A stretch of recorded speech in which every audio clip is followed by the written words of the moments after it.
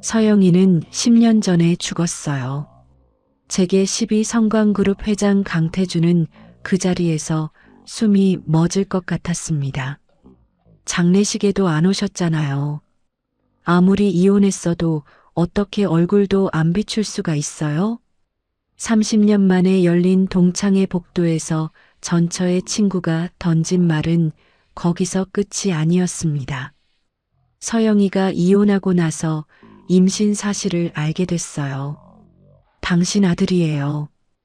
혼자서 낳아서 키웠어요. 그날 밤 태주는 가슴을 움켜쥐고 쓰러졌습니다. 그리고 깨어난 후 알게 됩니다. 전처가 19년간 감춰온 비밀을, 그리고 자신의 어머니가 손자의 존재를 알면서도 숨겨왔다는 충격적인 진실을. 사연 시작하기 전에 구독 눌러주시면 새로운 사연을 매일 받아보실 수 있어요. 오늘의 사연 시작합니다. 2024년 가을, 서울 한복판 특급 호텔 대연회장이 화려한 조명 아래 술렁이고 있었습니다. 30년 만에 열린 대학 동창회에 200여 명의 졸업생들이 모여들었죠. 야, 저기 강태주 아니야? 성광그룹 회장. 진짜네, 진짜. 입구의 모습을 드러낸 태주를 향해 사방에서 시선이 쏠렸습니다. 제게 12그룹의 수장이라는 위치 덕분에 태주는 어디를 가든 부러움과 존경의 시선을 한 몸에 받았죠. 하지만 샴페인 잔을 기울이는 태주의 눈빛에는 어딘가 공허함이 서려 있었습니다. 태주야, 오랜만이다. 요즘 뉴스에서 맨날 보는데 실물이 더 낫네. 동기 하나가 다가와 어깨를 두드렸습니다. 태주가 입꼬리를 올리며 잔을 부딪혔습니다. 자네도 별일 없고? 별일은 무슨. 나야 평범하게 살지. 자네처럼 대단하진 않아도 편하게 산다.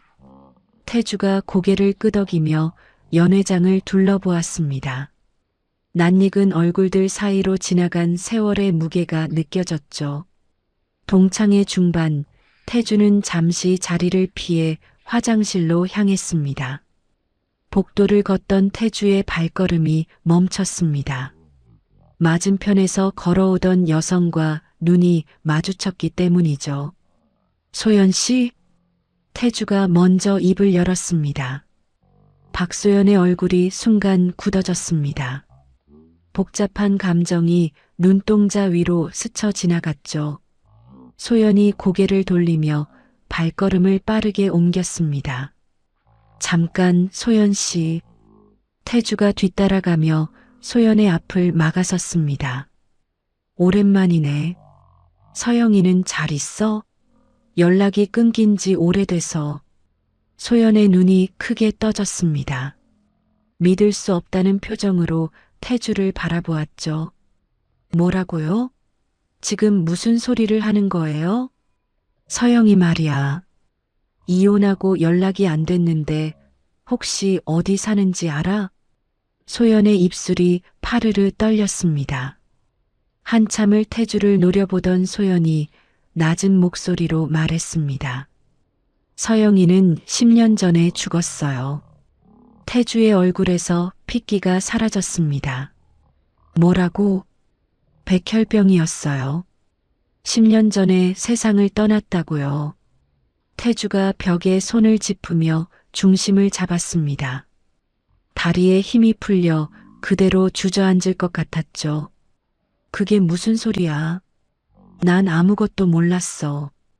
장례식에도 안 오셨잖아요. 전 그게 더 충격이었어요. 아무리 이혼했어도 어떻게 장례식에 얼굴도 안 비출 수가 있어요? 태주가 고개를 세차게 저었습니다. 난 정말 몰랐어. 부고를 받은 적이 없다고. 소연이 태주의 눈을 뚫어지게 쳐다보았습니다. 거짓말이 아니라는 것을 확인한 듯 소연의 표정이 미묘하게 변했죠. 그럼 정말 아무것도 모르고 있었던 거예요? 대체 무슨 일이 있었던 거야? 서영이가 왜 그렇게 된 거야? 소연이 깊은 한숨을 내쉬었습니다. 잠시 망설이던 소연이 입을 열었죠. 서영이가 이혼하고 나서 임신 사실을 알게 됐어요. 뭐? 당신 아들이에요. 서영이가 혼자서 낳아서 키웠어요.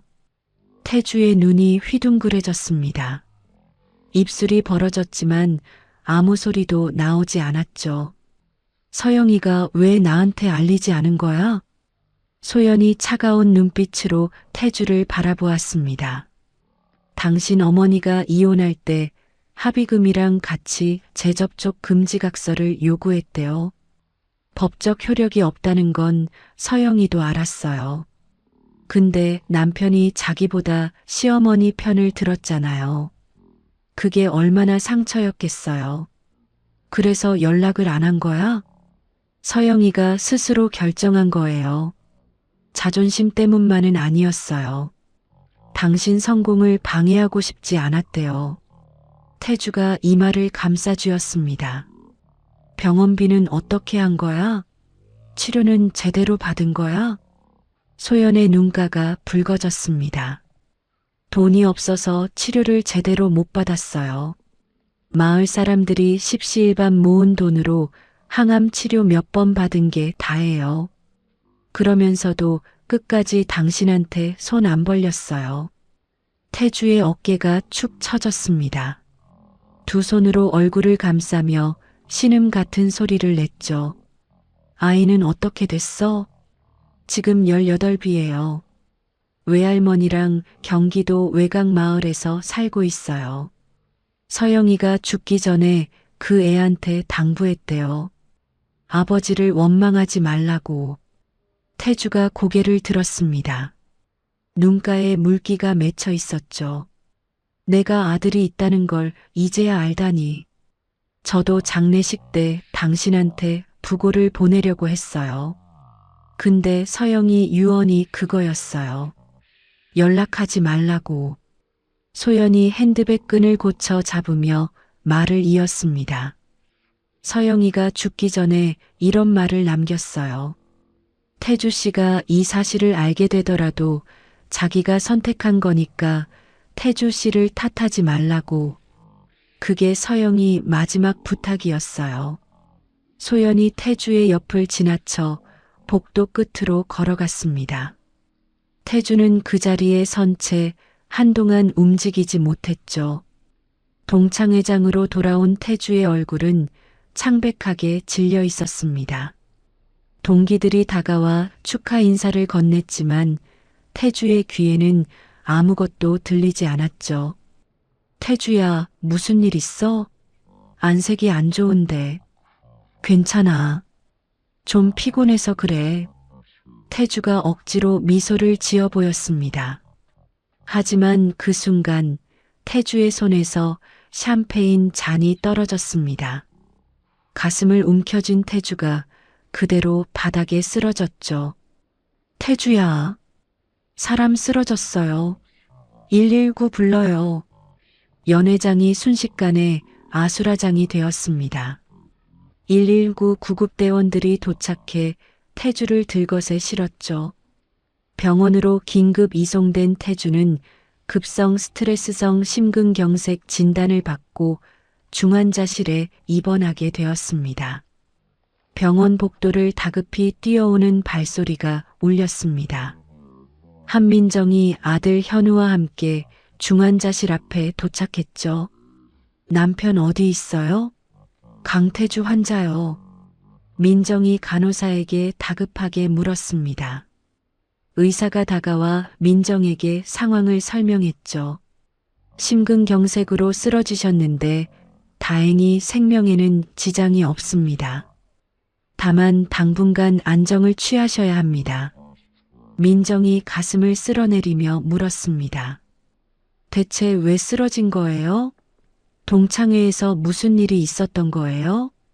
급성 스트레스성 심근경색입니다. 극심한 심리적 충격을 받으신 것 같습니다. 민정의 눈이 가늘어졌습니다. 중환자실 유리창 너머로 누워있는 태주를 바라보았죠. 옆에 서 있던 현우가 어머니의 팔을 잡았습니다. 어머니, 일단 아버지가 괜찮다니까 다행이에요. 그래, 다행이지. 민정이 고개를 끄덕였습니다. 하지만 민정의 눈빛에는 걱정 이면에 알 수 없는 불안이 깔려 있었죠. 현우야, 너 먼저 가봐. 나 좀 이따 갈게. 어머니도 같이 가요. 아버지는 내일 면회 시간에 오면 되잖아요. 아니, 난 좀 더 있을게. 비서실 직원한테 물어볼 게 있어서. 현우가 고개를 갸웃거리다가 결국 먼저 자리를 떴습니다. 민정은 복도 끝에서 태주의 비서실 직원을 발견하고 다가갔죠. 동창회에서 무슨 일이 있었어요? 회장님이 쓰러지기 전에 누구랑 얘기했어요? 비서실 직원이 고개를 숙이며 대답했습니다.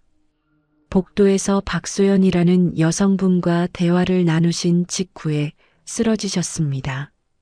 박소연? 그게 누구야? 민정의 눈빛이 날카롭게 빛났습니다. 회장님의 전 부인이신 윤서영 씨의 대학 친구라고 합니다. 민정의 얼굴이 굳어졌습니다. 입술을 깨물며 중환자실 유리창 너머의 태주를 바라보았죠. 17년 전 결혼할 때 전처가 있었다는 사실을 알고 있었지만 자녀 없이 깔끔하게 정리되었다는 말을 믿었는데 지금 와서 남편이 전처의 친구와 만나 쓰러졌다는 것이 불길하게 느껴졌습니다. 3일 후 태주가 병실에서 눈을 떴습니다. 천장의 형광등 불빛이 눈부시게 느껴졌죠. 태주가 고개를 돌리자 비서실장 오정국이 자리에서 벌떡 일어났습니다. 회장님, 정신이 드십니까? 여기가 어디야? 서울대 병원입니다. 3일간 의식이 없으셨습니다. 태주가 천천히 상체를 일으켰습니다. 정국이 재빨리 등 뒤에 베개를 받쳐주었죠. 사모님과 도련님께서 매일 오셨습니다. 지금은 잠시 자리를 비우셨고요. 정국아. 예, 회장님. 태주가 정국의 손목을 붙잡았습니다. 눈빛이 매섭게 빛났죠. 윤서영이라는 이름 알지? 예, 회장님의 전 부인이셨던 분으로 알고 있습니다. 그 사람에 대해 조사해. 아들이 있다더라. 그 아이에 대한 모든 것을 극비리에 파악해. 정국의 눈이 커졌습니다. 아드님이요? 출생신고를 어떻게 했는지, 아버지란에 누구 이름이 올라가 있는지 확인해. 그리고 하나 더. 태주가 목소리를 낮췄습니다. 3년 전에 돌아가신 어머니 비서실 기록이랑 개인 금고 내역까지 확인해봐. 혹시 어머니가 서영이 죽음이나 아이 존재에 대해 알고 있었는지 확인하고 싶어.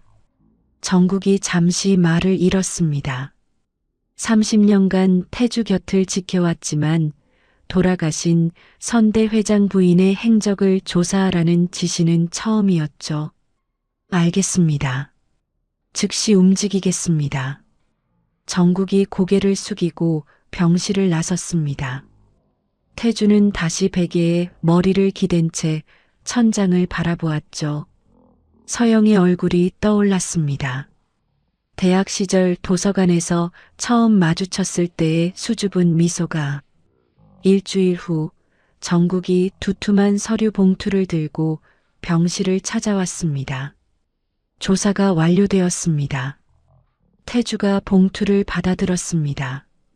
안에서 여러 장의 서류와 사진이 쏟아져 나왔죠.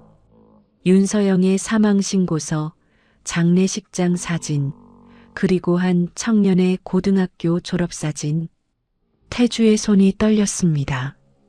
졸업사진 속 청년의 얼굴을 한참 동안 들여다보았죠. 서영의 부드러운 눈매와 자신의 각진 턱선이 묘하게 섞여 있었습니다. 이름이 강준혁입니다. 올해 18살이고요. 경기도 외곽 마을에서 외할머니와 함께 살고 있습니다. 정국이 서류를 짚어가며 설명했습니다. 서영 씨가 출생신고할 때 아버지란을 공란으로 두었습니다. 강 씨 성은 서영 씨가 임의로 붙인 것이고요. 법적으로는 아직 회장님과 친자 관계가 성립되지 않은 상태입니다. 왜 그런 거야? 이혼 후 300일이 지난 시점에 출산하셨기 때문에 자동 친자 추정이 적용되지 않았습니다. 태주가 고개를 끄덕이며 다른 서류를 집어들었습니다. 그리고 충격적인 사실이 하나 더 있습니다. 정국이 목소리를 낮췄습니다. 강모 여사님의 비서실 기록에서 14년 전 흥신소를 통해 서영 씨의 출산 사실을 파악한 내역이 발견되었습니다. 태주의 눈이 번쩍 떠졌습니다. 어머니가 알고 있었다고? 예. 당시 강모 여사님께서 서영 씨에게 추가 합의금 1억 원을 제안하시며 아이의 존재를 영원히 비밀로 할 것을 요구하셨습니다. 서영이가 뭐라고 했어? 거절하셨습니다. 태주의 주먹이 이불을 움켜쥐었습니다. 어머니가 손자가 있다는 걸 알면서도 나한테 숨겼다는 거야? 그렇습니다. 태주가 한동안 아무 말도 하지 못했습니다. 천장만 바라보며 거친 숨을 몰아쉬었죠.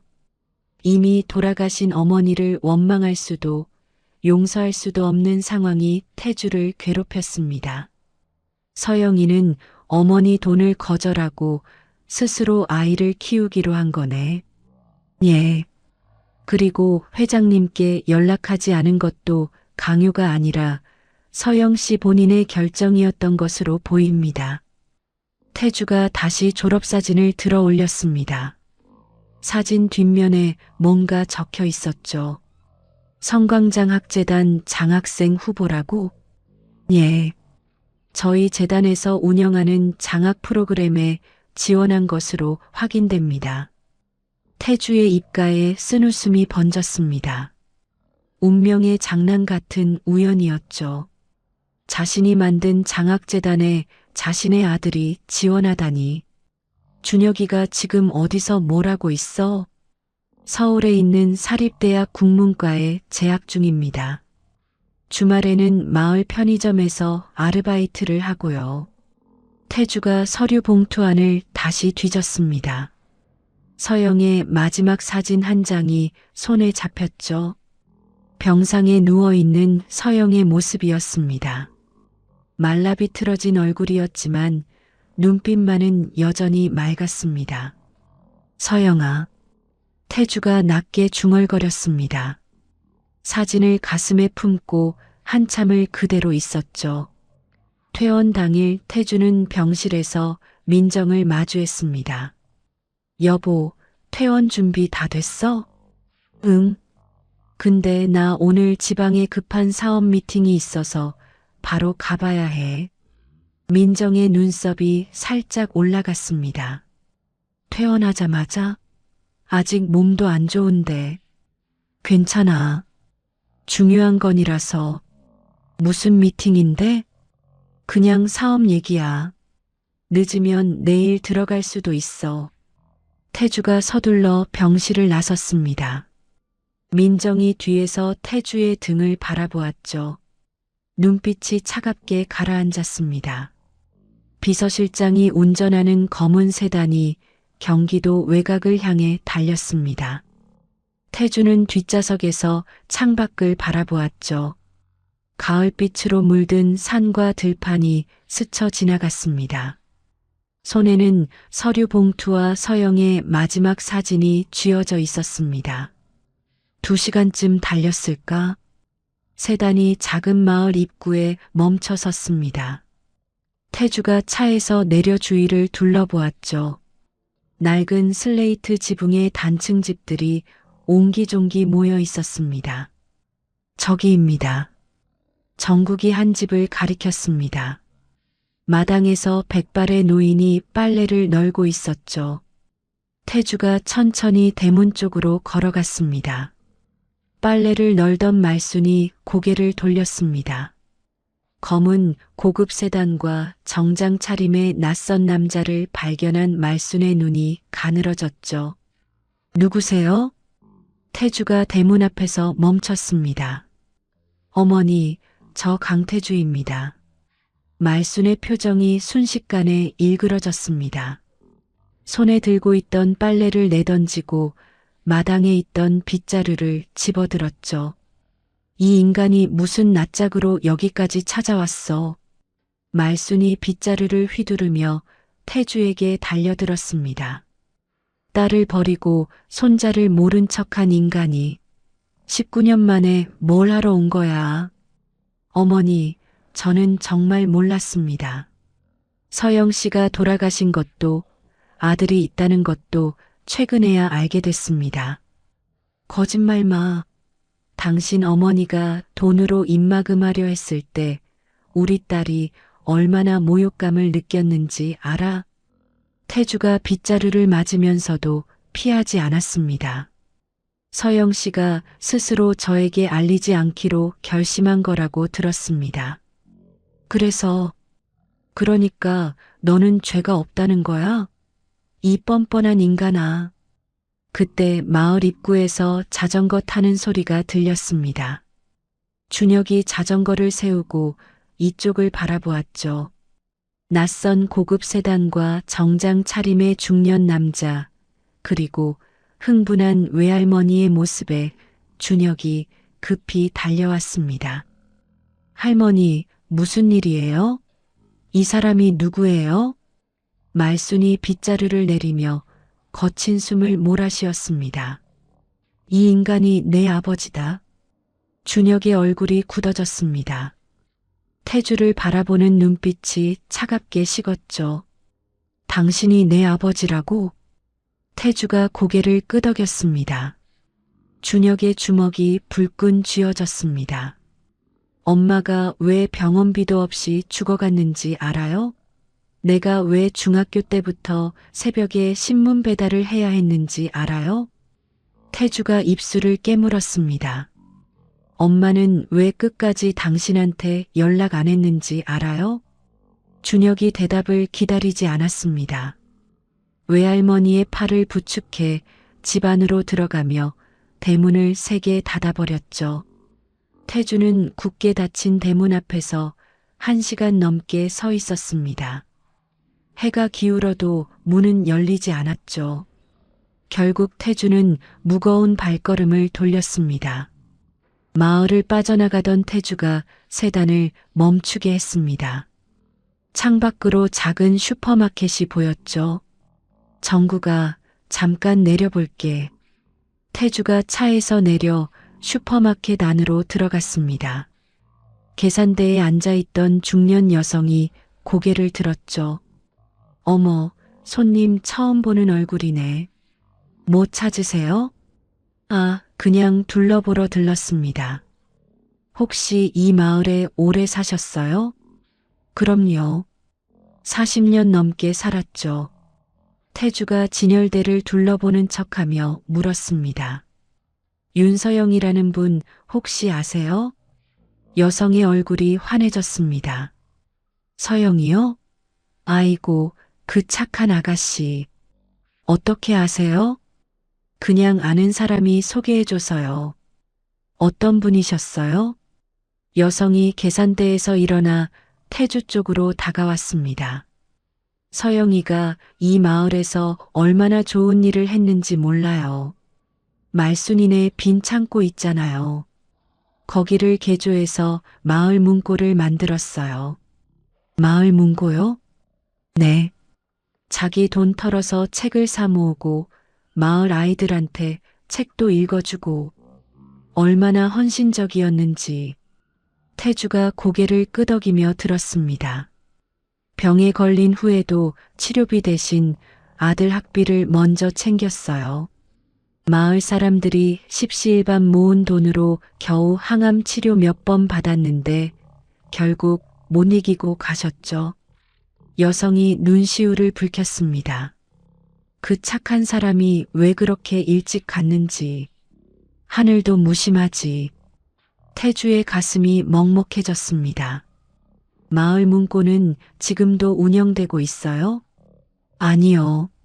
서영이 죽고 나서 운영비가 없어서 문 닫았어요. 5년째 방치되어 있죠. 아까워서 어쩌나. 태주가 슈퍼마켓을 나와 세단에 올랐습니다. 정국이 백미러로 태주의 표정을 살폈죠. 회장님, 어디로 갈까요? 서울로 가자. 세단이 마을을 빠져나갔습니다. 태주는 창밖을 바라보며 한동안 말이 없었죠. 며칠 후 성광그룹 본사 회의실에 장학재단 이사들이 모였습니다. 태주가 회의 자료를 넘기며 입을 열었습니다. 오늘 긴급 이사회를 소집한 건 차년도 장학생 선발 기준을 개편하기 위해서입니다. 이사들이 고개를 갸웃거렸습니다. 어떤 방향으로 개편하실 생각이십니까?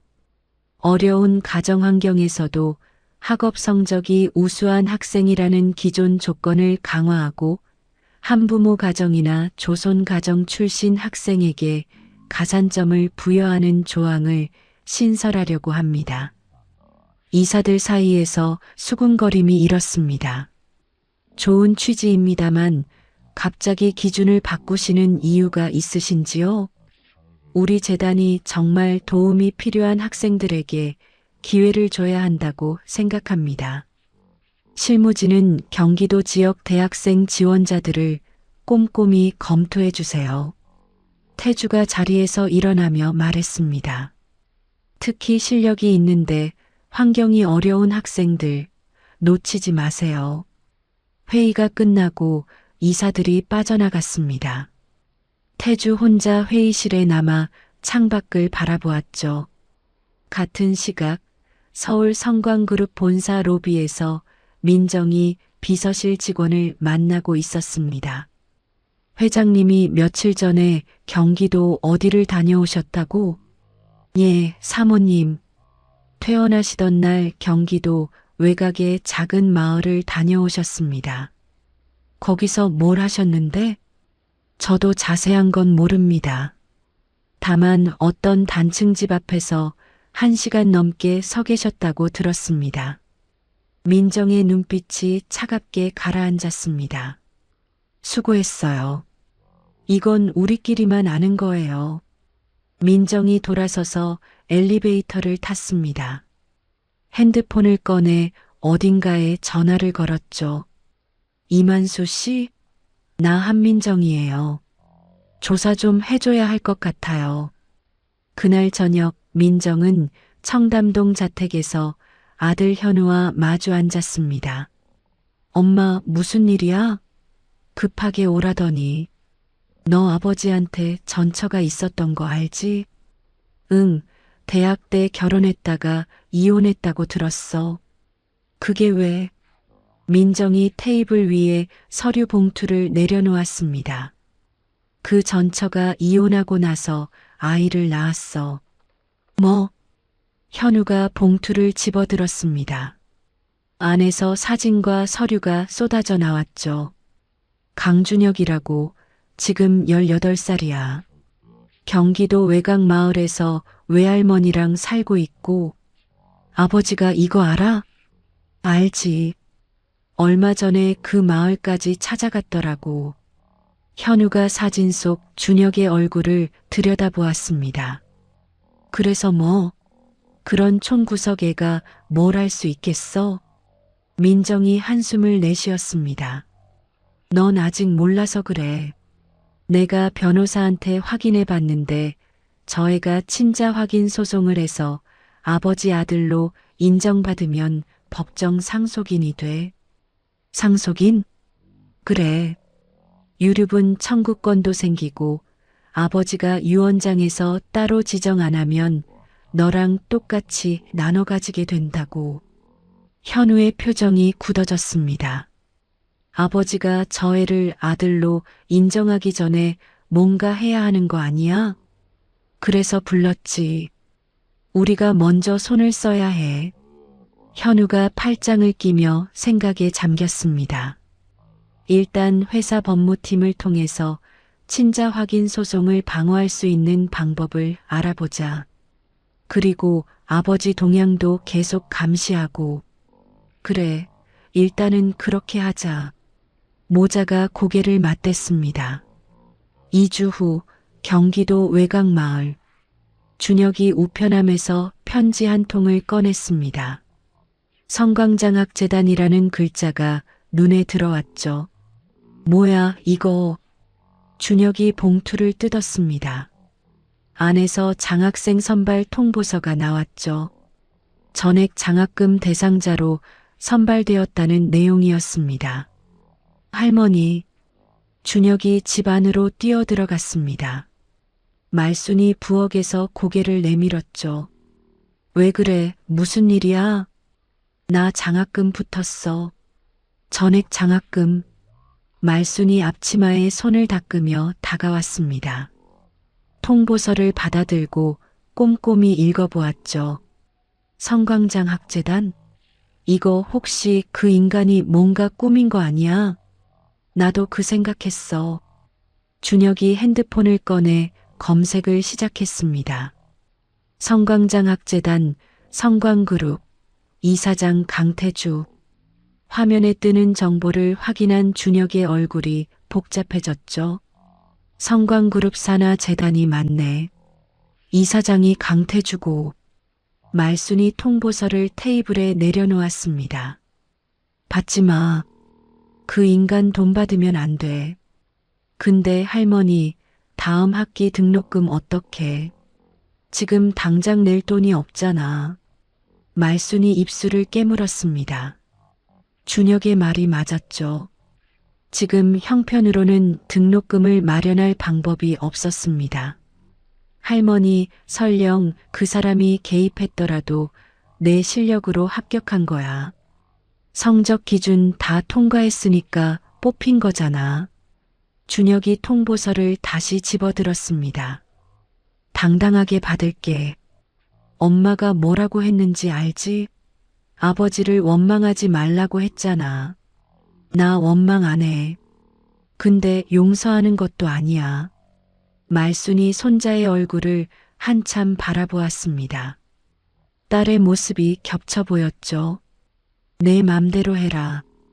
대신 그 인간한테 빚진다는 생각은 하지 마. 응, 알았어. 준혁이 통보서를 접어 주머니에 넣었습니다. 창밖으로 저녁 노을이 물들고 있었죠. 한 달 후 서울 성광그룹 본사 대강당. 성광장학재단 장학증서 수여식이 열렸습니다. 전국에서 선발된 50명의 장학생들이 한자리에 모였죠. 준혁이 대기석에 앉아 주위를 둘러보았습니다. 화려한 샹들리에와 붉은 카펫이 낯설게 느껴졌죠. 강준혁 학생, 단상으로 올라와 주세요. 사회자의 목소리에 준혁이 자리에서 일어났습니다. 단상 위에는 태주가 서 있었죠. 두 사람의 눈이 마주쳤습니다. 태주가 장학증서를 준혁에게 내밀었습니다. 준혁이 두 손으로 증서를 받아들었죠. 태주가 악수를 청했습니다. 준혁의 손에서 굳은 살의 감촉이 전해졌습니다. 신문 배달과 편의점 아르바이트로 생긴 굳은 살이었죠. 태주의 가슴이 저려왔습니다. 준혁은 아버지의 손이 떨리는 것을 느꼈습니다. 복잡한 표정으로 고개를 살짝 숙인 뒤 악수를 풀고 단상을 내려왔죠. 객석 뒤편에서 선글라스를 쓴 두 사람이 이 광경을 지켜보고 있었습니다. 민정이 입술을 깨물었죠. 현우가 스마트폰을 들어 두 사람이 악수하는 장면을 촬영했습니다. 훗날 증거로 쓸 수 있겠네. 현우가 낮게 중얼거렸습니다. 수여식이 끝난 후 준혁이 대강당을 빠져나가려는데 검은 정장의 남자가 다가왔습니다. 강준혁 학생이시죠? 비서실장 오정국입니다. 회장님께서 따로 뵙고 싶다고 하십니다. 준혁이 발걸음을 멈췄습니다. 잠시 망설이다가 고개를 끄덕였죠. 어디로 가면 되죠? 정국이 앞장서서 엘리베이터로 안내했습니다. 최상층 버튼을 누르자 엘리베이터가 소리 없이 올라갔죠. 회장실 문이 열렸습니다. 통유리창 너머로 서울 시내가 한눈에 내려다 보였죠. 태주가 소파에서 일어나 준혁을 맞았습니다. 앉아라. 준혁이 맞은편 소파에 앉았습니다. 두 사람 사이에 무거운 침묵이 흘렀죠. 태주가 먼저 입을 열었습니다. 그동안 몰랐던 것에 대해 사과하고 싶다. 내 어머니가 스스로 알리지 않기로 결심한 거라고 들었어. 그 선택을 존중했어야 했는지 아니면 끝까지 찾았어야 했는지 아직도 모르겠다. 준혁이 입술을 꾹 다물고 있었습니다. 태주가 옆에 놓아둔 서류 봉투를 집어들었습니다. 안에서 몇 장의 서류를 꺼내 준혁 앞에 내밀었죠. 이건 뭐예요? 14년 전 기록이야. 내 어머니, 그러니까 내 할머니가 내 어머니에게 1억 원을 제안하며 비밀을 지켜달라고 요구했어. 내 어머니가 거절했다는 기록이야. 준혁이 서류를 받아들었습니다. 눈으로 훑어보던 준혁의 표정은 담담했죠. 내 어머니가 돈을 거절하고 널 지켰다는 거야. 그걸 알아줬으면 해서. 이미 알고 있어요. 태주가 눈을 크게 떴습니다. 엄마가 돌아가시기 전에 다 말해주셨어요. 할머니 돈을 거절한 것도, 아버지에게 연락하지 않기로 한 것도 엄마 본인의 선택이었다고. 그래서 아버지를 원망하지 말라고 하셨어요. 태주의 눈가가 붉어졌습니다.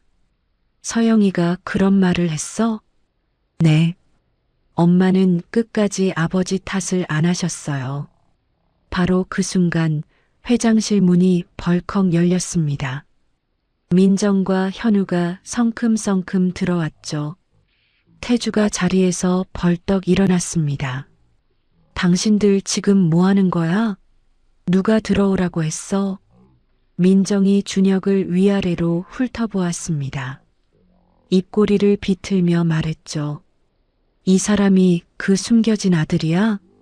준혁이 천천히 자리에서 일어났습니다. 현우가 팔짱을 끼고 준혁을 노려보았습니다. 아무리 피가 섞였다고 해도 법적으로는 아무 관계도 아닌 사람이잖아. 뭘 기대하고 여기까지 온 거야? 준혁의 주먹이 불끈 쥐어졌습니다. 하지만 이를 악물고 참아냈죠. 나가. 태주가 언성을 높였습니다. 당장 나가라고 했어. 민정이 비웃으며 태주를 바라보았습니다. 나도 이 회사 주식 8%를 가진 주주야. 법적 배우자로서 권리도 있고, 만약 당신이 저 사람을 친자로 인지하려고 하면 이사회에서 문제 제기할 거야. 태주의 눈이 차갑게 빛났습니다. 그건 내가 결정할 일이야. 당신이 나설 일이 아니라고. 당신이 결정할 일? 우리 현우 앞길에 영향을 주는 일인데 내가 가만히 있을 것 같아? 민정이 돌아서서 준혁을 향해 걸어갔습니다. 준혁이 앞에 멈춰서서 눈을 마주쳤죠. 당신 어머니가 왜 끝까지 연락 안 했는지 알아? 준혁의 어깨가 굳어졌습니다. 결국 자존심 때문이었어. 당신도 그 자존심을 물려받았으면 여기 오지 않았을 거야. 준혁의 눈에 불꽃이 일었습니다. 주먹을 떨며 민정을 노려보았죠. 어머니에 대한 모독에 순간 이성을 잃을 뻔했지만 가까스로 자제했습니다. 가자, 현우야. 민정이 현우를 데리고 회장실을 나갔습니다. 문이 닫히는 소리가 크게 울렸죠.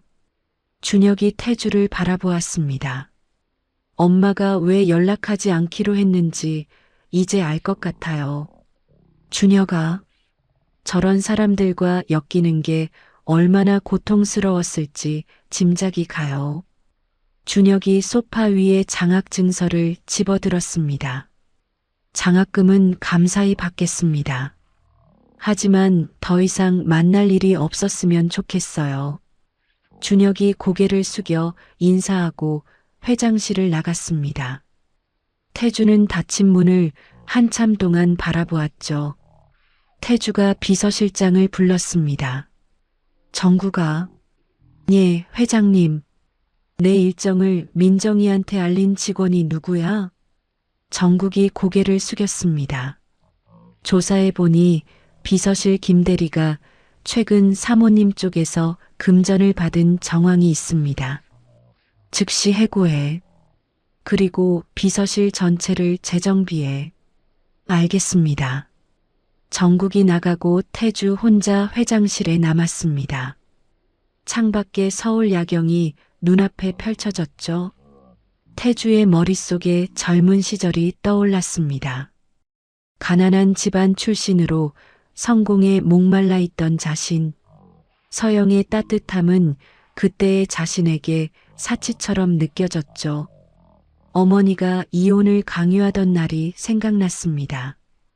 태주야, 저 여자랑 계속 살면 내 앞길이 막혀. 내 말 들어. 그 말에 고개를 숙이고 이혼 서류에 도장을 찍었습니다. 서영의 눈물 젖은 얼굴이 아직도 선명했죠. 태주가 이마를 감싸주었습니다. 서영아, 미안해. 서영이 왜 연락하지 않기로 했는지 이제야 이해가 되었습니다. 자신을 사랑했기 때문에 짐이 되고 싶지 않았던 거죠. 동시에 자신의 나약함에 상처받아 더 이상 기대하지 않기로 한 것이었습니다. 서영의 선택이 원망이 아니라 사랑이었다는 깨달음에 태주의 눈에서 눈물이 흘러내렸습니다. 그날 밤 경기도 외곽마을. 준혁이 외할머니 집 대문을 열고 들어왔습니다. 말순이 마루에 앉아 손자를 기다리고 있었죠. 왔어? 얼굴이 왜 그래? 준혁이 말순 옆에 털썩 주저앉았습니다. 할머니, 나 아버지 만났어. 그래서 뭐라고 하던? 사과하더라. 몰랐다고, 미안하다고. 말순이 콧방귀를 뀌었습니다. 이제 와서 미안하면 다야? 근데 거기서 끝이 아니었어. 준혁이 무릎 위에 얼굴을 묻었습니다. 아버지, 지금 부인이랑 아들이 찾아왔어. 나한테 막 뭐라고 하더라. 엄마 욕까지 했어.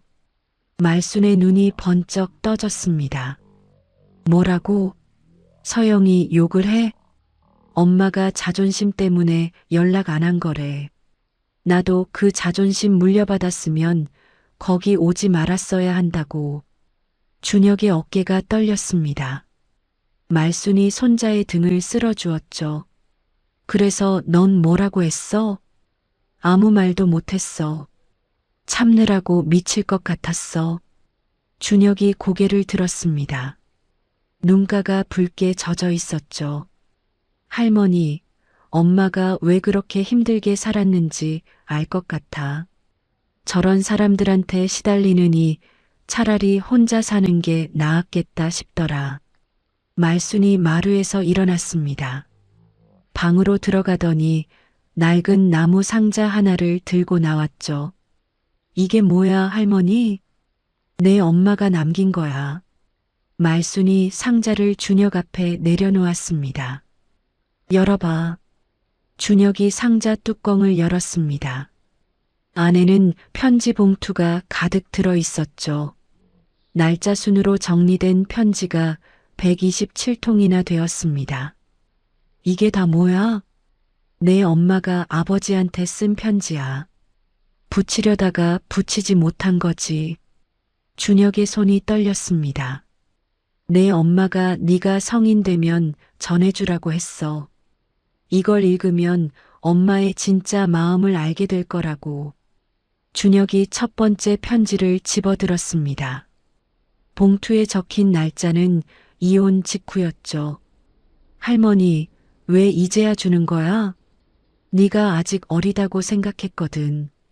근데 이제 아버지를 직접 만났으니까 엄마가 왜 그런 선택을 했는지 온전히 이해해야 할 때가 된 것 같아서. 준혁이 편지 봉투를 가슴에 품었습니다. 그날 밤 준혁은 방에 불을 켜고 편지를 읽기 시작했습니다. 첫 번째 편지는 이혼 직후에 쓴 것이었습니다. 태주 씨, 오늘 이혼 서류에 도장을 찍었어요. 당신이 끝까지 아무 말도 하지 않더군요. 어머님 앞에서 고개 숙이고 서 있는 당신을 보면서 내가 사랑한 사람이 맞나 싶었어요. 준혁의 눈이 글씨를 따라 움직였습니다. 원망해야 하는데 그게 안 돼요. 당신도 힘들었겠죠. 가난에서 벗어나고 싶었던 당신한테 나는 짐이었을 거예요. 알아요, 다 알아요. 준혁이 편지를 내려놓고 깊은 숨을 들이쉬었습니다. 다음 편지를 집어들었죠. 두 번째 편지는 한 달 후에 쓴 것이었습니다. 태주 씨, 오늘 병원에 갔어요. 임신이래요. 당신 아이예요. 준혁의 손이 떨렸습니다. 어떻게 해야 할지 모르겠어요. 당신한테 알려야 하나 말아야 하나. 밤새 고민했어요. 근데 알리면 어떻게 될까요? 어머님이 또 돈으로 해결하려고 하시겠죠. 그건 싫어요. 준혁이 침대 머리맡에 기대앉아 편지를 계속 읽었습니다. 세 번째 편지. 태주 씨 결심했어요. 알리지 않기로요. 이건 내 선택이에요. 당신이 나쁜 사람이라서가 아니에요. 나도 상처받았고 더 이상 기대하고 싶지 않아서예요. 네 번째 편지. 태주 씨, 배가 불러오고 있어요. 아이가 발로 차는 게 느껴져요. 이 아이는 내가 지킬 거예요. 당신 목까지 사랑해 줄게요. 준혁의 눈가에 물기가 맺혔습니다. 다섯 번째 편지는 출산 직후였습니다. 태주 씨, 오늘 아들을 낳았어요. 이름은 준혁이라고 지었어요. 당신을 닮아서 턱선이 각져요. 눈은 나를 닮았고요. 너무 예뻐요. 준혁이 코끝을 훌쩍였습니다. 당신 성을 붙여줬어요. 강준혁? 아버지 없이 자라도 당신과 연결되어 있다는 걸 알려주고 싶었어요. 편지는 끝없이 이어졌습니다. 준혁이 3살 때 처음 말을 뗀 날, 5살 때 한글을 깨친 날, 7살 때 초등학교에 입학한 날. 서영은 매 순간을 편지에 담았죠. 태주 씨, 오늘 준혁이가 학교에서 상장을 받아왔어요. 당신처럼 똑똑해요. 당신이 보면 얼마나 좋아했을까. 태주 씨, 준혁이가 아빠가 누구냐고 물었어요. 좋은 사람이라고 말해줬어요. 다만 멀리 살아서 못 본다고요. 거짓말했죠? 미안해요. 준혁의 눈에서 눈물이 흘러내렸습니다.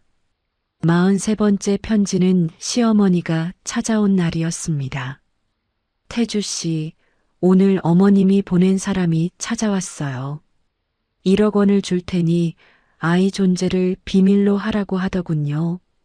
준혁의 주먹이 꽉 쥐어졌습니다. 거절했어요. 돈으로 내 아이를 팔 수는 없어요. 어머님은 여전하시네요. 돈이면 다 된다고 생각하시는 것 같아요. 준혁이 편지를 가슴에 품었습니다. 어머니가 얼마나 힘들었을지 가슴이 저려왔죠. 시간이 흐르며 편지의 분위기가 달라졌습니다. 서영이 병에 걸린 후의 편지였죠. 태주 씨, 오늘 병원에서 백혈병 진단을 받았어요. 3기래요. 치료비가 많이 든다고 하는데 돈이 없어요. 다음 편지. 태주 씨, 당신한테 연락할까 수백 번 고민했어요. 손이 전화기까지 갔다가 돌아오기를 반복했어요. 근데 못하겠어요. 이제 와서 손 벌리고 싶지 않아요. 준혁의 어깨가 떨렸습니다. 준혁이 학비를 먼저 내야 해요. 치료는 나중에 생각하기로 했어요. 마을 분들이 돈을 모아주셔서 항암 치료 몇 번은 받을 수 있을 것 같아요. 준혁이 이를 악물었습니다. 어머니가 치료비 대신 자신의 학비를 먼저 챙겼다는 사실이 가슴을 후벼 팠죠. 121번째 편지. 태주 씨, 이제 얼마 못 살 것 같아요. 의사 선생님이 더 이상 치료가 어렵다고 하셨어요. 준혁이 볼 생각에 눈물이 나요. 준혁의 눈물이 편지 위로 떨어졌습니다. 태주 씨, 당신을 원망한 적 없어요. 진짜예요. 당신도 상처받은 사람이잖아요. 가난 때문에, 어머님 때문에 얼마나 힘들었겠어요. 나는 알아요. 마지막에서 두 번째 편지. 태주 씨, 준혁이한테 당부했어요. 아버지를 원망하지 말라고. 엄마가 스스로 선택한 거라고. 그 아이는 착해서 내 말을 들을 거예요. 준혁이 코를 훌쩍이며 마지막 편지를 펼쳤습니다. 손이 심하게 떨렸죠. 태주 씨, 이게 마지막 편지예요. 편지지가 눈물로 얼룩져 있었습니다. 글씨가 흐릿하게 번져 있었죠. 내가 연락하지 않은 건 당신을 원망해서가 아니에요. 사랑했기 때문이에요. 당신 짐이 되고 싶지 않았어요. 당신이 성공하는 걸 멀리서 지켜보는 것만으로도 행복했어요. 준혁의 입술이 파르르 떨렸습니다. 준혁이가 언젠가 이 편지들을 읽고 당신을 찾아가더라도 부디 미워하지 말아주세요. 나는 내 선택을 후회하지 않아요. 마지막 문장이 눈에 들어왔습니다. 다음 생에는 셋이 함께 행복하게 살고 싶어요. 사랑해요, 태주 씨. 준혁이 편지를 가슴에 품고 소리 없이 울었습니다. 새벽빛이 창문 사이로 스며들 때까지 눈물이 멈추지 않았죠. 아침 해가 떠오를 무렵 준혁이 부은 눈으로 방문을 열었습니다. 말순이 마루에 앉아 손자를 기다리고 있었죠. 밤새 읽었구나. 준혁이 말순 옆에 앉았습니다. 할머니, 엄마가 아버지를 원망해서 연락 안 한 게 아니었어. 알아. 서영이가 그랬잖아. 엄마가 아버지를 사랑했기 때문에 연락 안 한 거였어. 짐이 되고 싶지 않아서. 말순이 한숨을 내쉬었습니다. 그래, 그게 우리 서영이었어. 끝까지 남한테 폐 안 끼치려고 했지. 준혁이 무릎 위에 손을 모았습니다. 할머니, 나 아버지 한 번 더 만나볼래? 말순의 눈이 커졌습니다. 뭐라고? 엄마가 원한 게 화해였으면 나도 그렇게 해야 할 것 같아. 말순이 고개를 세차게 저었습니다. 안 돼. 그 인간한테 가면 뭐가 달라지겠어? 할머니, 엄마 마지막 편지 읽어볼래? 준혁이 마지막 편지를 말순에게 건넸습니다. 말순이 떨리는 손으로 편지를 받아들었죠. 편지를 읽어 내려가는 말순의 눈에서 눈물이 흘러내렸습니다. 딸의 사랑과 용서가 담긴 문장들이 가슴을 적셨죠. 우리 서영이가 이런 마음이었구나. 말순이 편지를 가슴에 안고 한참을 울었습니다. 할머니, 엄마가 용서했으면 나도 용서해야 하지 않을까? 말순이 눈물을 닦으며 손자를 바라보았습니다. 서영이가 원한 게 그거였으면 나도 막을 수 없지. 준혁이 말순의 손을 잡았습니다. 고마워, 할머니. 다음 날 준혁은 성광그룹 비서실에 연락을 넣었습니다. 회장과의 면담을 요청한다는 내용이었죠. 소식을 들은 태주는 그날 잡혀있던 재계 간담회와 언론 인터뷰를 모두 취소했습니다. 정국이 놀란 표정으로 물었죠. 회장님, 재계 행사를 취소하시는 겁니까? 그래. 준혁이가 만나자고 했어. 30년간 회장님 모셨는데 재계 행사 취소하신 건 처음입니다. 태주가 코트를 걸치며 말했습니다. 그만큼 중요한 일이야. 태주가 비서실장이 운전하는 세단에 올랐습니다. 준혁이 지정한 장소를 향해 차가 달렸죠. 목적지는 경기도 외곽 마을이었습니다. 서영이 생전에 운영하던 마을 문고였죠. 태주가 차에서 내려 주위를 둘러보았습니다. 5년간 방치된 건물은 먼지와 거미줄로 뒤덮여 있었습니다. 외벽에는 서영 선생님 감사합니다라는 낡은 현수막이 바람에 너덜거리고 있었죠. 녹슨 철문 앞에 준혁이 서 있었습니다. 두 사람의 눈이 마주쳤습니다. 왔어요. 그래. 준혁이 철문을 밀어 열었습니다. 삐걱거리는 소리와 함께 문이 열렸죠. 두 사람이 함께 문구 안으로 들어갔습니다. 곳곳에 서영의 흔적이 남아 있었습니다. 손글씨로 쓴 도서 분류표, 아이들을 위한 독서 프로그램 안내문, 벽에 걸린 빛바랜 사진들. 태주가 한 장의 사진 앞에서 발걸음을 멈췄습니다.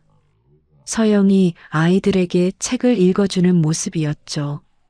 환하게 웃는 서영의 얼굴이 눈에 들어왔습니다. 여기가 엄마가 만든 곳이에요. 준혁이 문고 한편에 있는 작은 책상으로 태주를 안내했습니다. 엄마가 이 책상에서 매일 밤 편지를 썼어요. 태주가 책상 서랍을 열었습니다. 서영이 쓰다 만 편지지와 작은 액자가 들어 있었죠. 액자 속에는 태주의 대학 시절 사진이 담겨 있었습니다. 태주의 손이 떨렸습니다. 서영이가 이걸 아직도 가지고 있었어? 네. 엄마가 남긴 편지 읽어보세요. 준혁이 마지막 편지 한 통을 태주에게 건넸습니다. 태주가 떨리는 손으로 편지를 펼쳤습니다. 서영의 글씨가 눈에 들어왔죠. 태주 씨, 이게 마지막 편지예요. 태주의 눈가가 붉어졌습니다. 내가 연락하지 않은 건 당신을 원망해서가 아니에요. 사랑했기 때문이에요. 태주의 입술이 파르르 떨렸습니다. 다음 생에는 셋이 함께 행복하게 살고 싶어요. 사랑해요, 태주 씨. 편지를 읽는 태주의 눈에서 눈물이 흘러내렸습니다. 55년 인생에서 처음으로 아들 앞에서 우는 모습이었죠. 미안해, 서영아. 정말 미안해. 태주가 편지를 가슴에 품고 어깨를 들썩였습니다. 준혁은 그런 아버지를 말없이 바라보았죠. 한참 후 태주가 눈물을 닦으며 입을 열었습니다. 나는 어린 시절이 너무 힘들었어. 가난이 싫었고 그 가난에서 벗어나고 싶었어. 준혁이 조용히 듣고 있었습니다. 어머니의 압박과 성공에 대한 집착이 내 어머니와의 결혼 생활을 망쳤어.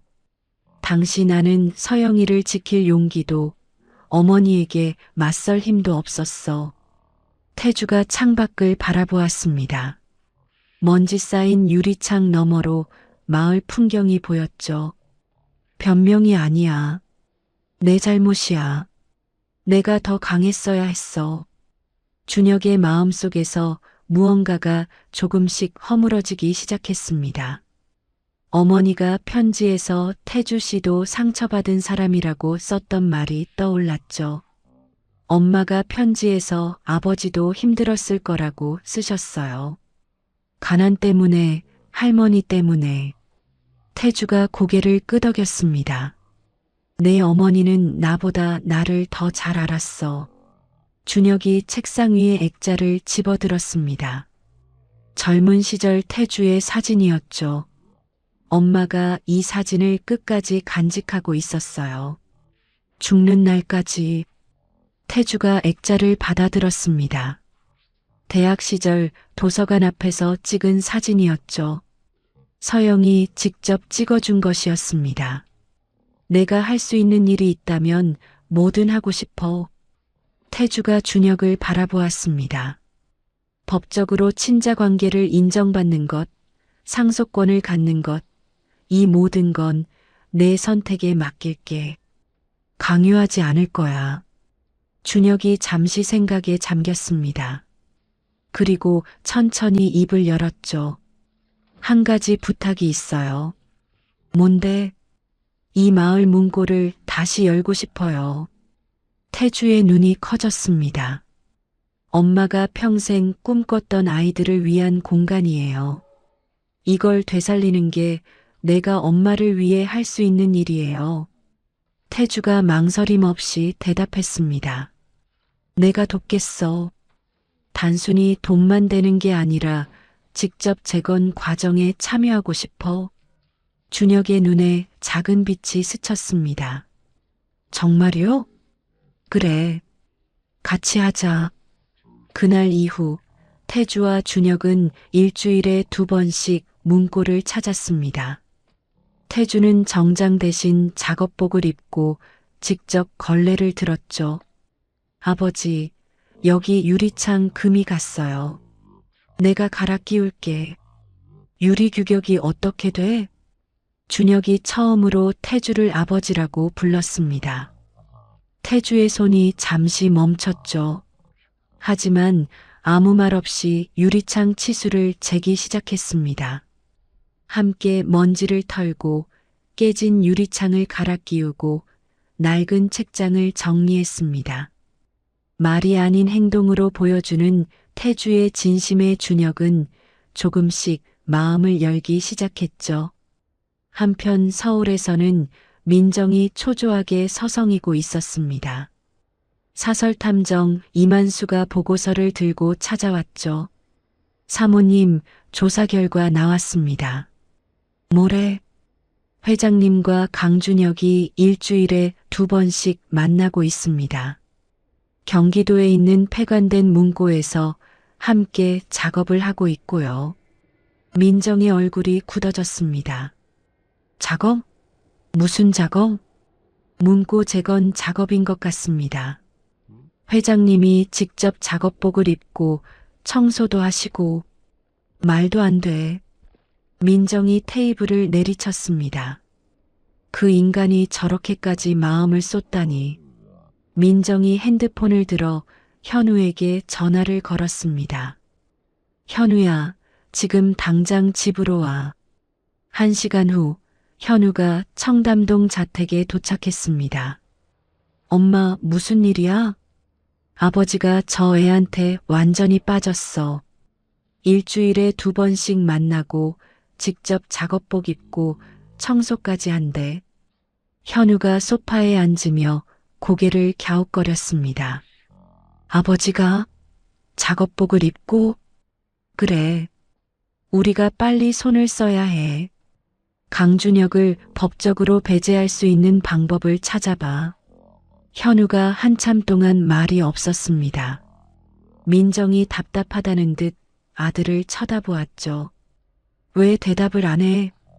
엄마, 나 며칠 전에 그 마을에 갔었어. 민정의 눈이 커졌습니다. 뭐? 네가 왜 거기를 가? 아버지가 왜 저렇게까지 하나 궁금해서. 현우가 창밖을 바라보며 말했습니다.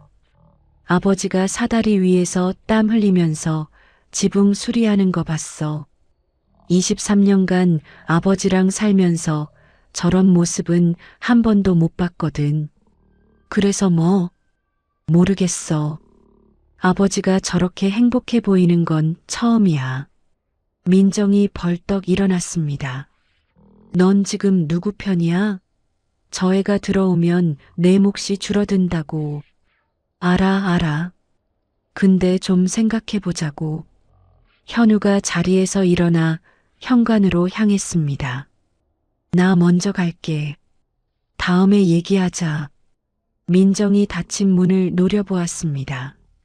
주먹이 부들부들 떨렸죠. 2개월 후 성광그룹 본사 대회의실.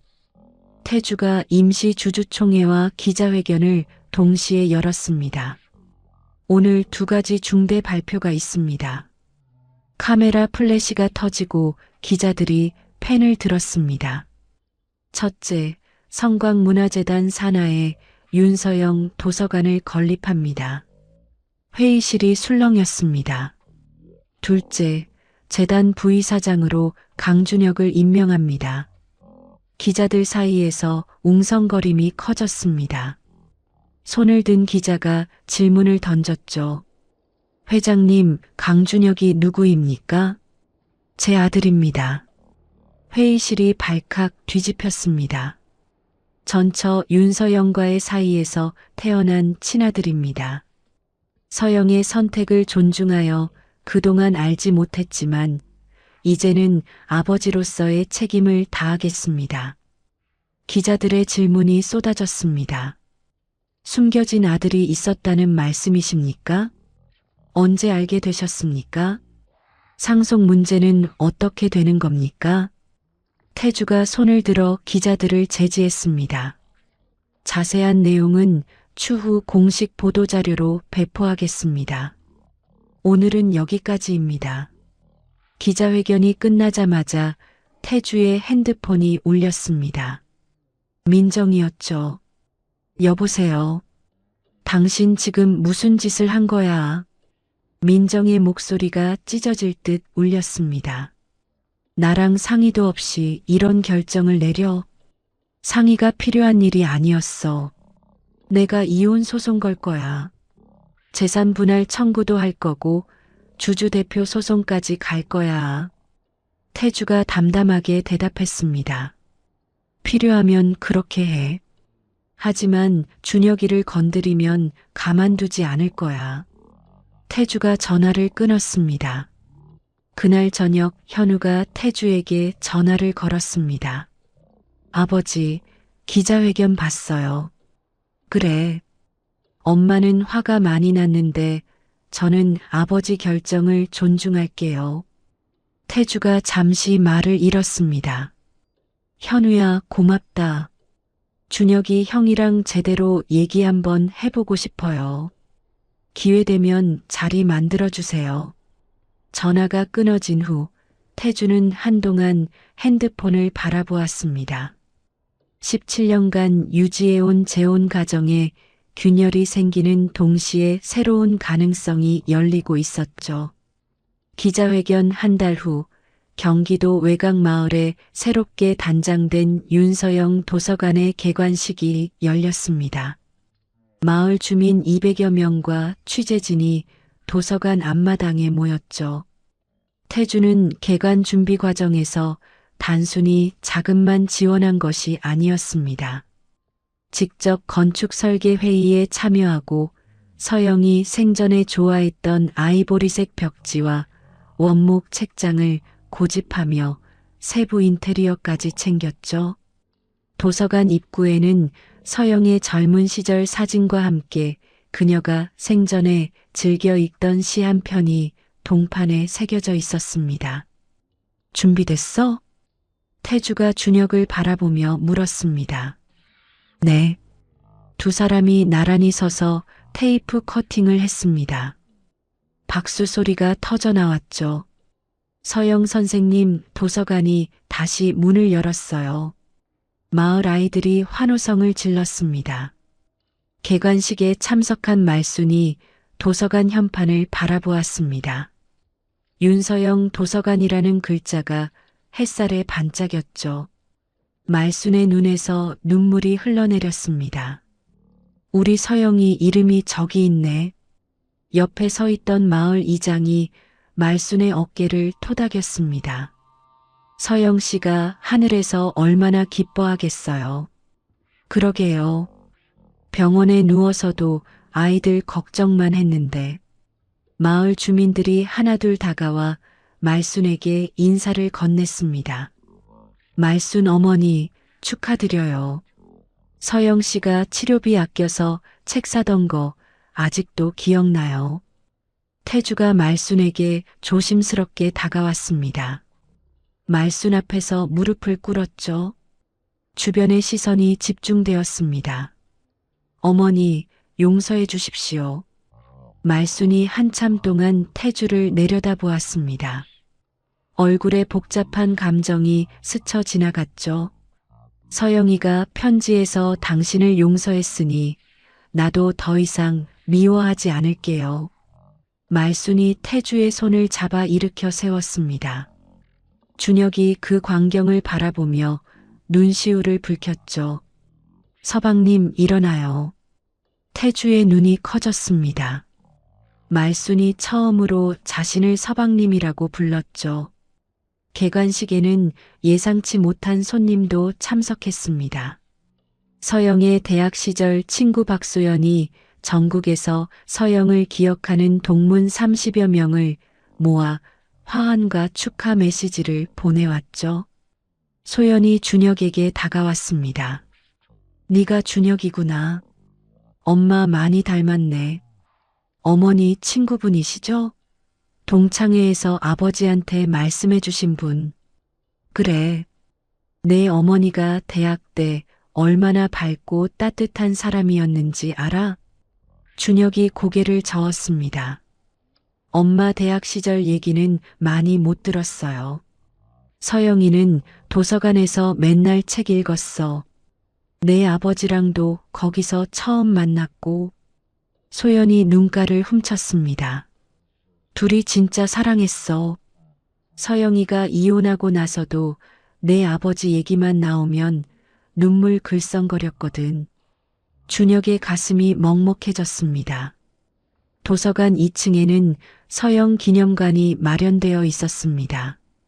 생전 사진들과 아이들에게 읽어주던 책들, 손때 묻은 독서 일지가 전시되어 있었죠. 준혁이 기념관을 둘러보다가 한 권의 책 앞에서 멈췄습니다. 아낌없이 주는 나무였죠. 이거 엄마가 맨날 읽어주던 책이야. 준혁이 책을 집어들고 페이지를 넘겼습니다. 어린 시절 어머니의 목소리가 귓가에 울렸죠. 준혁아, 이 나무처럼 사랑하는 사람한테 다 줄 수 있는 사람이 되렴. 준혁의 눈에서 눈물이 흘러내렸습니다.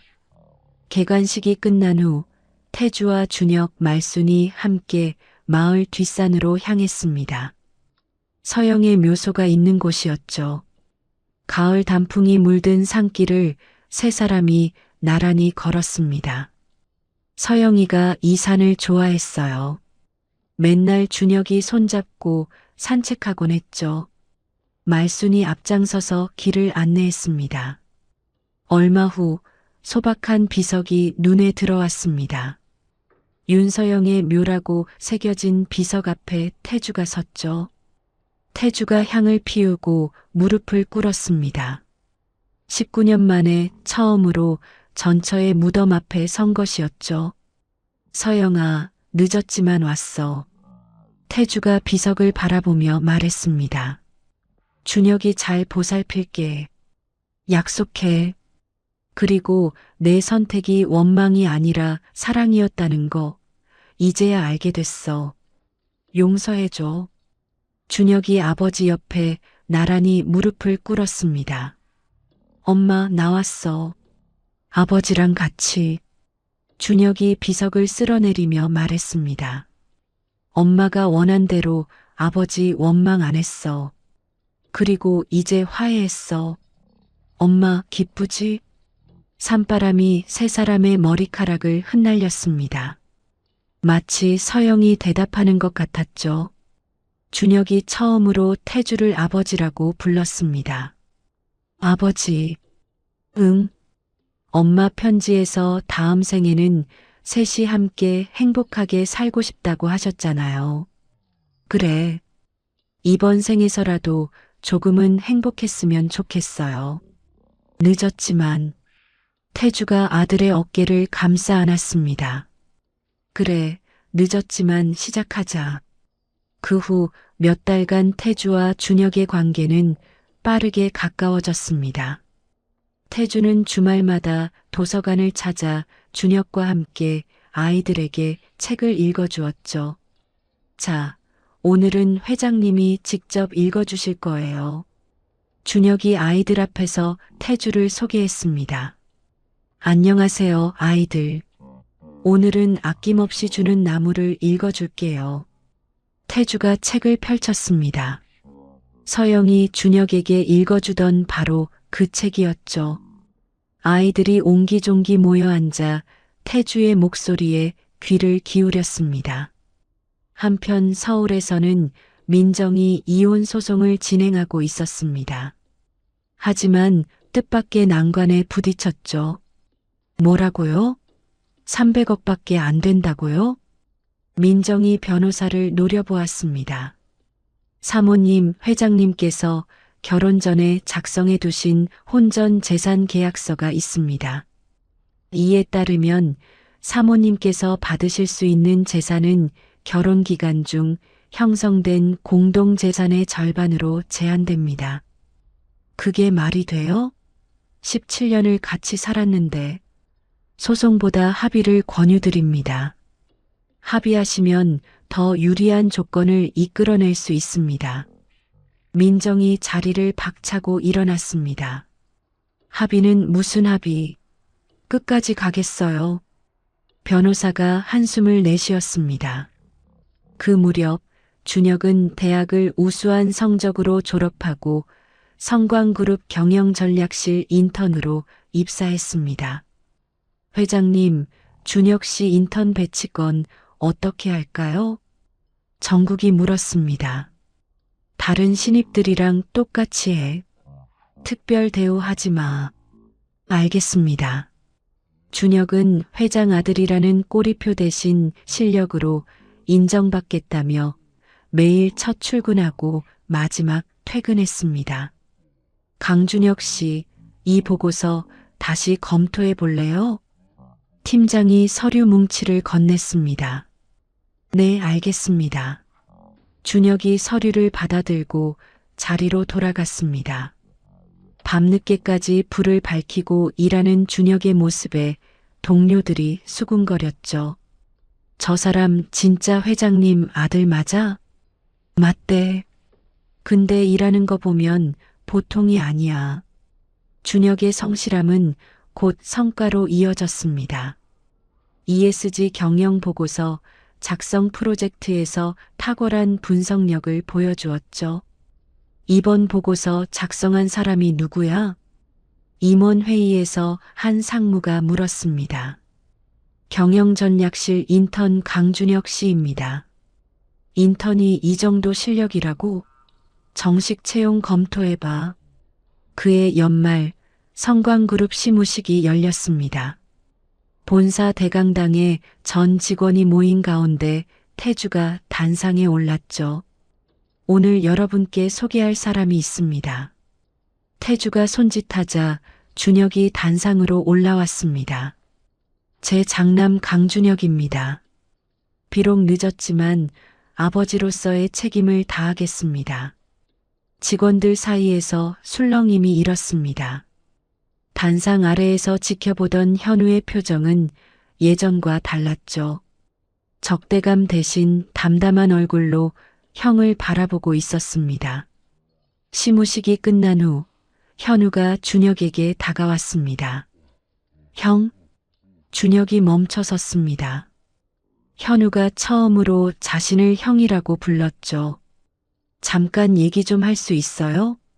두 사람은 회사 근처 조용한 카페에 마주 앉았습니다. 어색한 침묵이 흘렀죠. 현우가 먼저 입을 열었습니다. 솔직히 말할게요. 처음엔 형 존재가 불편하고 화가 났어요. 알아.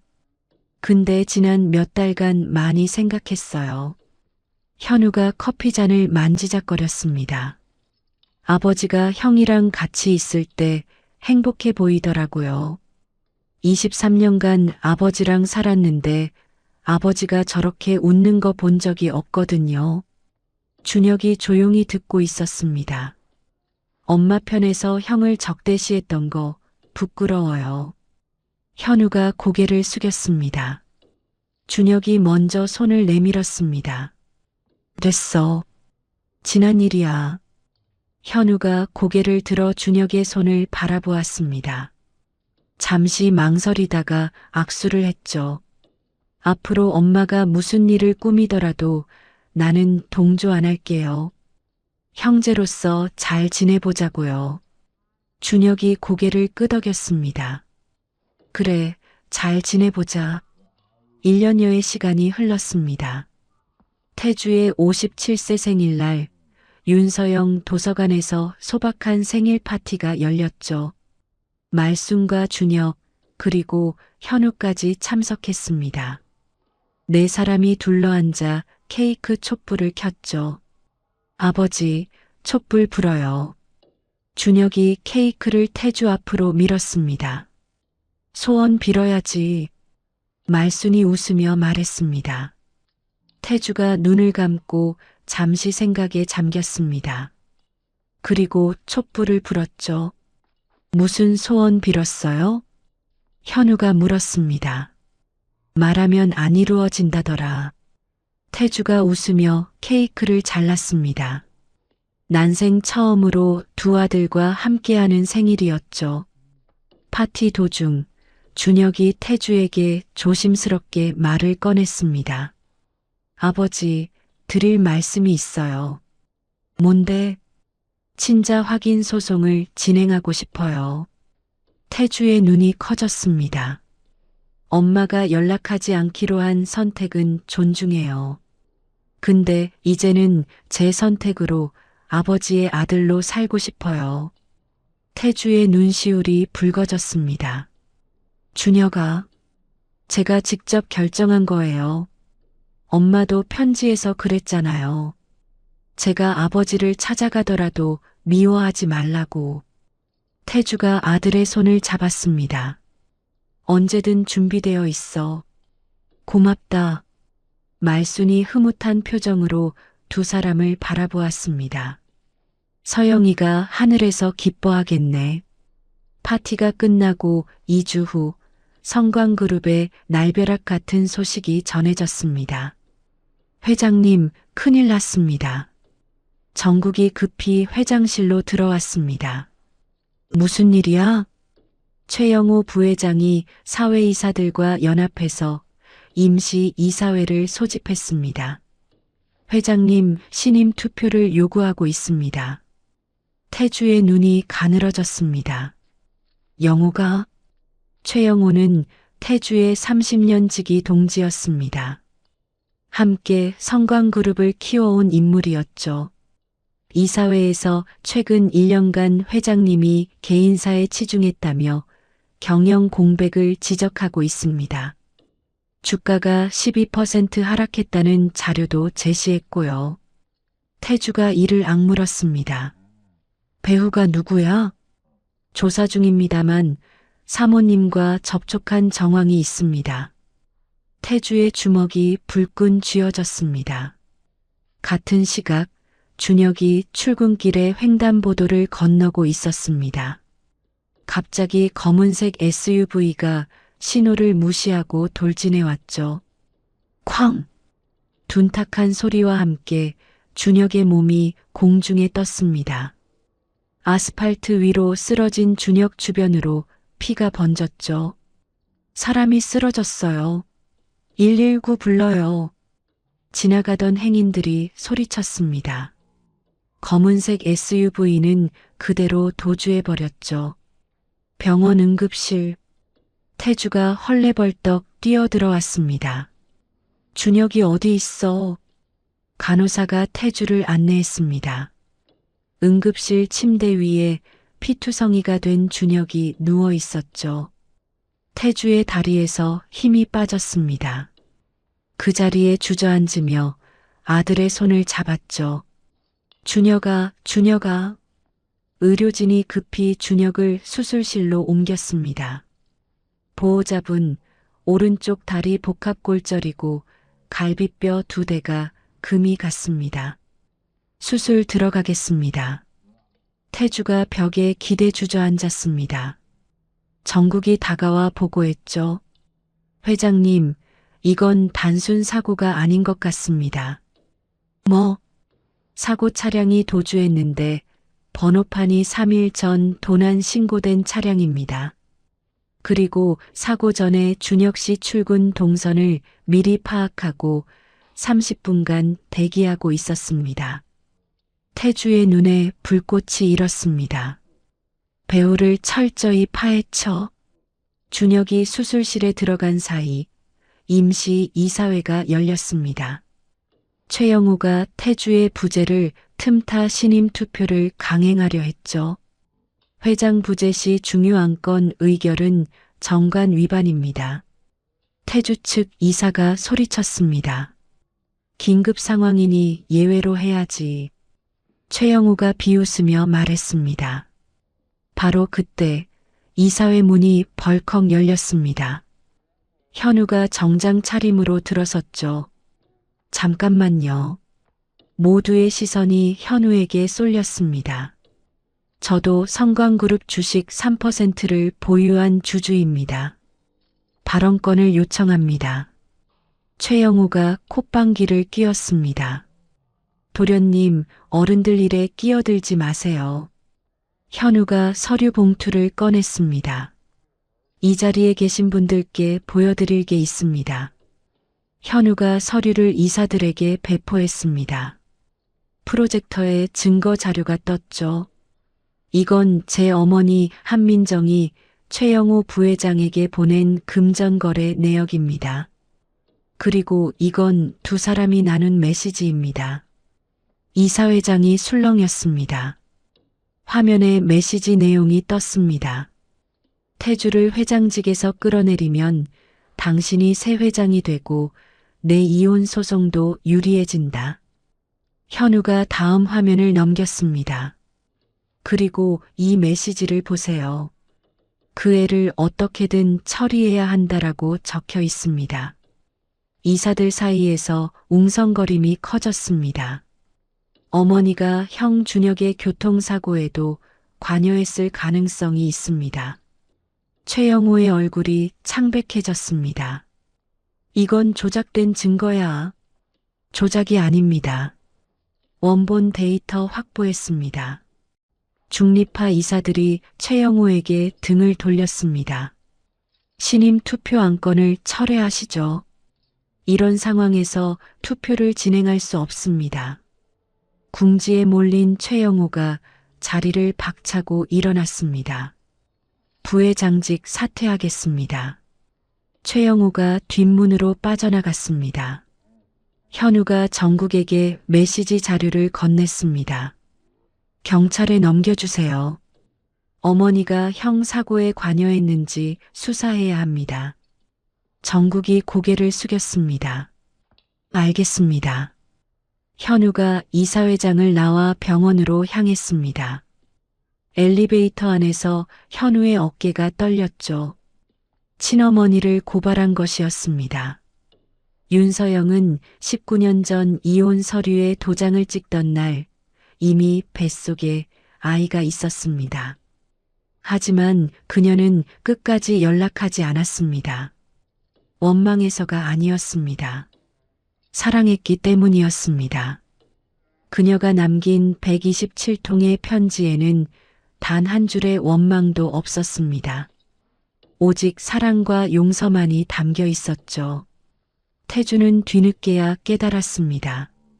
서영의 침묵이 분노가 아니라 배려였다는 것을, 연락하지 않은 것이 포기가 아니라 사랑이었다는 것을, 때로는 가장 깊은 사랑이 가장 조용한 법입니다. 아무것도 요구하지 않고 아무것도 원망하지 않으며 그저 상대방의 행복만을 바라는 것. 서영은 그렇게 살다 갔습니다. 다행히 그녀의 아들 준혁은 어머니의 뜻대로 아버지를 용서했습니다. 그리고 늦었지만 진짜 가족이 되었습니다. 우리 모두의 삶에도 미처 전하지 못한 말들이 있을 겁니다. 오늘 이 이야기를 들으셨다면 사랑하는 사람에게 한마디 건네보시는 건 어떨까요? 내일은 너무 늦을 수도 있으니까요. 이야기를 끝까지 들어주신 분이 계시다면 잘 들었다고 댓글 하나만 남겨주세요. 감사합니다.